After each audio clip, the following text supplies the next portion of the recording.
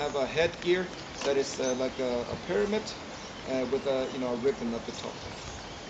And those who have the gift, they can see that there's a door right there on this rock.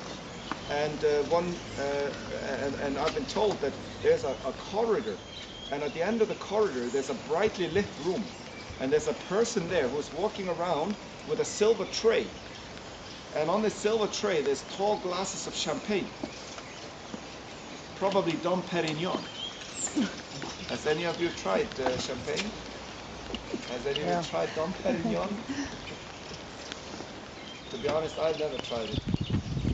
But going around with this, champagne, and the people just all standing around there. But perhaps I should tell you how the hidden people came about, because there's a story how they came into existence. You know the story about Adam and Eve. Well, Eve expected God for a visit, and she had many things to do. She had to cook, she had to clean, she had to wash all her children. But she wasn't quite finished washing all her children, and she was very embarrassed. She did not want God to see her dirty children. So the only thing she could do was that she hid her dirty children in the back room. And then God comes around, and he sits down at the end of a big wooden table, and he sat down very slowly because his knees hurt.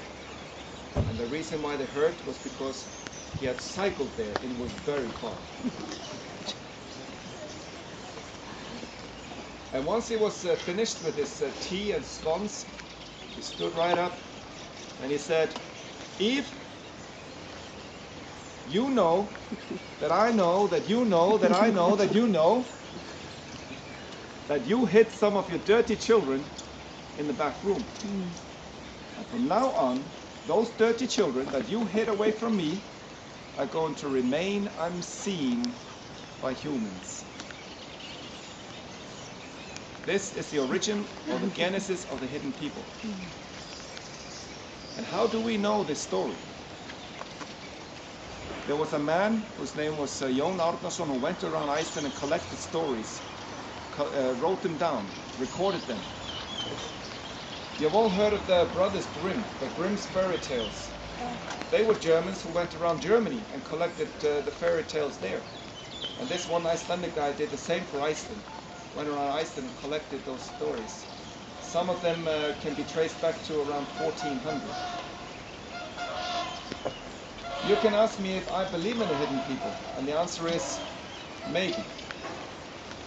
Research has shown that 5% of the population really believes in the hidden people. 15% say no way. And 80% in the middle will say maybe. Same as me. So if you're a journalist and you want to write a story about Iceland and you want to write about the hidden people, you can either write a story to say everybody in Iceland believes in the hidden people, or you can write a story that says hardly anyone, nobody believes in the hidden people. But nobody would read that. So that's why in the tourist brochures and that you always see that everybody in Iceland is supposed to believe in the hidden people, whereas only 5% really believe without reservation, and 80% say maybe.